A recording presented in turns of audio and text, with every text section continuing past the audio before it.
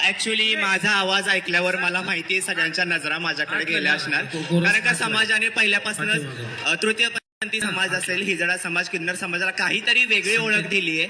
आपण म्हणतो की कोटी कोटी उद्धरली कुळ बा भीमा फक्त तुझ्या नावामुळं.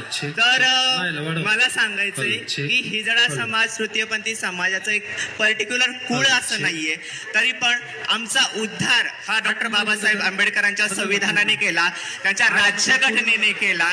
आणि हे आपल्या सर्वांना जाणवतंय, कारण का आज तृतीयपंथी समाज, हिजडा समाज हा फक्त कार्यक्रमात नाचण्यासाठी नाहीये, तर तो त्या कार्यक्रमाची शोभा वाढवण्यासाठी किंवा त्या कार्यक्रमामध्ये सर्वांचं प्रोटेक्शनसाठी मी आज या वर्दीत तुमच्या समोर आहे. ते फक्त त्या संविधानामुळे, फक्त त्या बाबासाहेबांमुळे.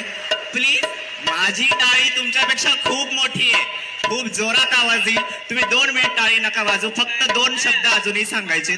बाबासाहेब लढले समाजात. लढलं म्हटलं की आपल्याला फक्त एकच गोष्ट आठवते, तलवार, ढाल.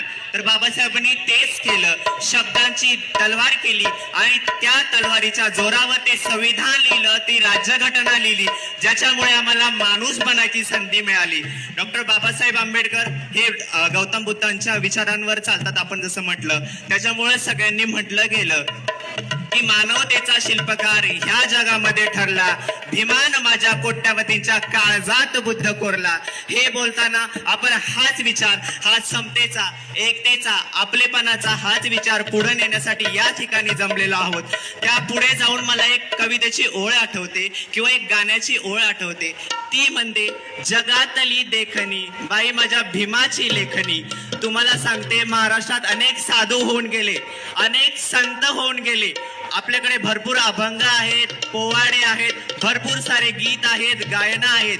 पण या गीताने, ह्या अभंगाने, या पोवाड्याने आम्हाला देव केलं, आम्हाला हिजडा केलं, आम्हाला किन्नर केलं, पण बाबासाहेबांच्या संविधानाने आम्हाला माणूस केलं.